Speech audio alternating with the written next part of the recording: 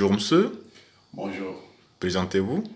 Théophile Mahoumou, responsable communication de l'UDRP et du FNDT.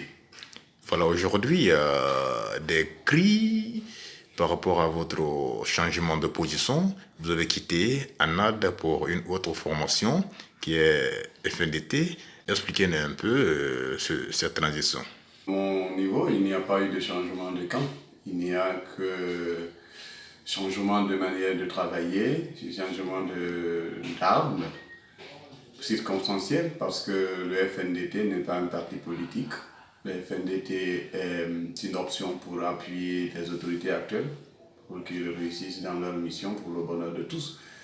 Mais la Nantes, je ne suis pas de la Nantes, je suis à la Nantes, je ne suis pas de la Nantes, je suis de l'UDRP. C'est l'UDRP mon parti politique, je continue d'y être, je continue de travailler dans le même sens qu'eux. Je ne suis pas d'accord avec certaines façons de faire les choses parce que le débat est déjà enflammé en Guinée à partir du fait qu'on est dans une crise parce que la situation politique qu'on vit aujourd'hui est une crise. Et quand vous êtes dans une crise, vous n'en créez pas d'autres. C'est pourquoi je suis pour ceux-là qui veulent que le débat soit dosé, soit apaisé, soit modéré pour que nous puissions ensemble aller vers une issue favorable qui serait aller à des élections crédibles pour nous permettre d'accéder à un pouvoir civil. L'actualité oblige. Aujourd'hui, c'est la période du CNRD qui est piloté par le colonel Mamadi Doumbouya. Vous, en tant qu'acteur de la vie politique, quel regard portez-vous sur la transition? Écoutez, ces nouvelles autorités militaires qui sont arrivées à la faveur de ce coup d'État du 5 septembre, pour moi, sont des gens comme des artistes qui travaillent à l'improviste. C'est un artiste, par exemple, c'est quelqu'un qui ne s'attend pas à l'issue finale de son œuvre. Il procède par essai, il procède par improviste, et puis il arrive à un résultat. Pour vous dire qu'ils n'étaient pas prédisposés, ces militaires-là, à être à la place où ils sont aujourd'hui, à être les gouvernants de la Guinée aujourd'hui. Ils ne s'étaient pas inscrits dans ce sens-là. Ils étaient inscrits dans le sens de nous défendre. Ils se sont formés dans ce cadre-là. C'est nous, politiques, qui avons pour mission de regarder notre chose publique, de regarder la gestion politique et économique de notre pays, de proposer des solutions, d'en faire des projets de société et les mettre en application une fois élus.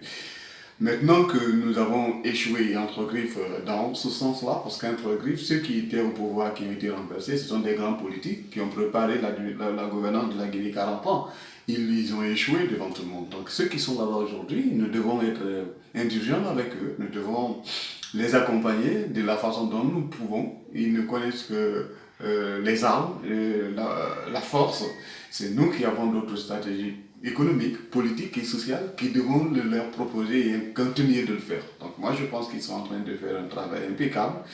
Ils ont réussi par exemple à mettre en place des choses qu'on pourra peut-être améliorer demain. Quand je parle par exemple de la moralisation de l'administration publique, parce que moraliser l'administration publique, c'est procéder à des actes qui peuvent dissuader des potentiels détourneurs de deniers publics. Et là, avec la CRIEF, c'est quelque chose, c'est un acquis fondamental qu'il faut protéger, qu'il faut encourager.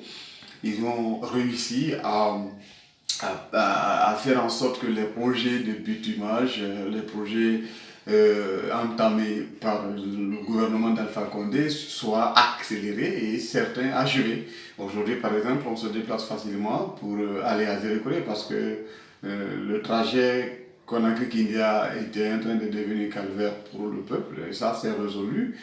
Ils sont en train de nous donner l'impression que personne n'est au-dessus de l'État. Quand on procède à des arrestations des Djani, des Kassouri Koufana, bon, pour la manière, les gens sont en train de le dire, mais moi je dis la manière d'accord, mais la fin est ce qui nous intéresse, si cette fin-là est une fin qui arrange l'intérêt général. Donc je pense qu'ils sont en train de poser des jalons qu'il faut vraiment encourager. Ça ne veut pas dire qu'ils sont exempts de toute critique, mais critique s'il y a que nous qui devons le faire, nous le fassions dans la modération pour ne pas, une fois de plus, que le débat soit enflammé. Parce que ce qui est important, c'est la Guinée. Vous ne pouvez pas, par exemple, vous battre pour des mamelles d'une maman qui est malade.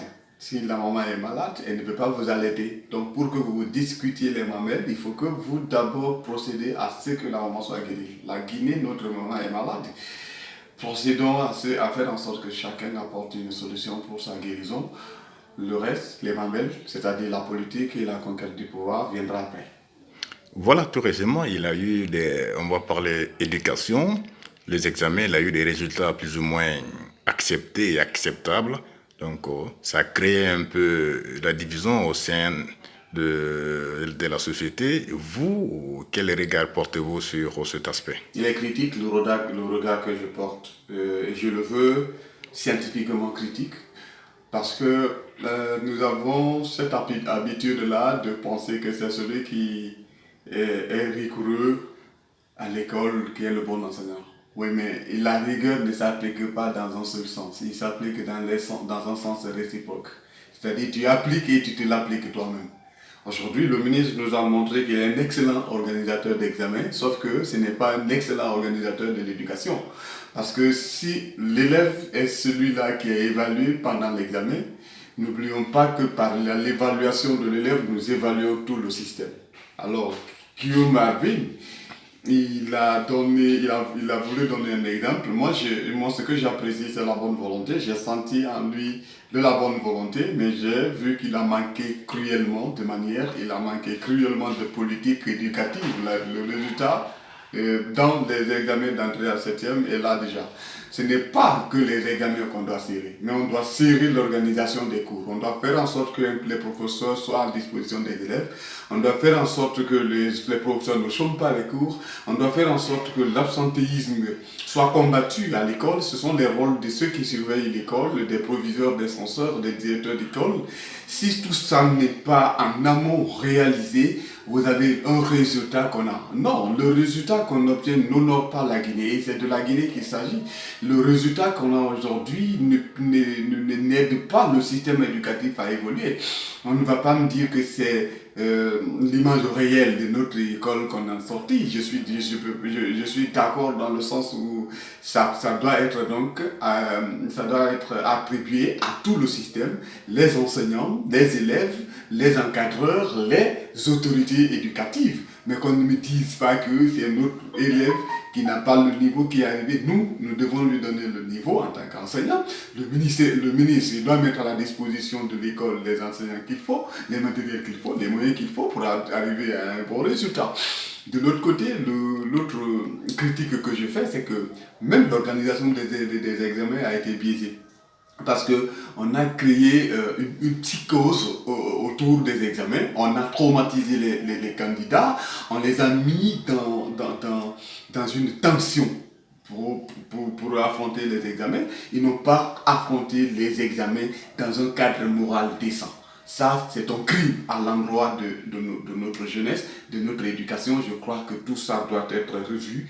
Il y a la bonne politique et la bonne volonté qui est une chose, mais l'application des choses pour arriver à un résultat est toute une autre. Donc, il ne faut pas que le ministre se tape la poitrine. Ceux qui sont en train aussi d'appeler à sa démission, je pense qu'ils sont en train d'exagérer.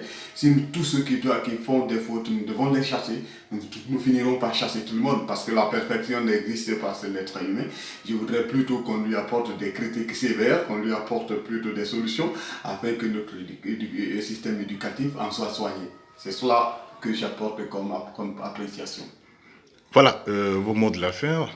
Mon mot de la fin, c'est adressé à l'ensemble des acteurs politiques de notre pays, y compris les acteurs de la société civile. Quand les gens sont en train aujourd'hui de vouloir qu'on descende par exemple dans la rue, appel à la manifestation, je pense que nous devons modérer le débat. Je l'ai dit au début, je le dis à la fin, que chacun prenne son mal en patience. En les cas, ils nous ont proposé 36 mois. Peut-être on ne peut pas rester en 36 mois. Et même si on reste en 36 mois, ce n'est pas ce qui est vraiment important. Ce qui est important aujourd'hui, c'est quelle issue qu'on aura au bout de 20 mois, 24 mois, 36 mois, même 5 ans. Si cette issue est assurée et garantie, nous devons y travailler. Il faut qu'on travaille à ce que nous ayons à la fin des résultats crédibles. Et ces résultats crédibles, des élections crédibles pour que nous ayons un président plus ou moins bien élu. Parce que si on ne l'a pas, tout sera encore raté comme on l'a fait en 2009. Donc à tous les endroits, même aux autorités du CNRD qui comprennent que la Guinée n'est pas à eux, ni à nous, mais à nous tous. Alors chacun doit jouer un rôle pour le domaine de la Guinée parce qu'ils seront responsables de tout ce qui adviendra à l'issue de cette transition. Donc à tous les niveaux, je voudrais qu'on apaise le débat et qu'on fasse en sorte que ce soit la Guinée qui soit priorisée. Merci, monsieur. Merci.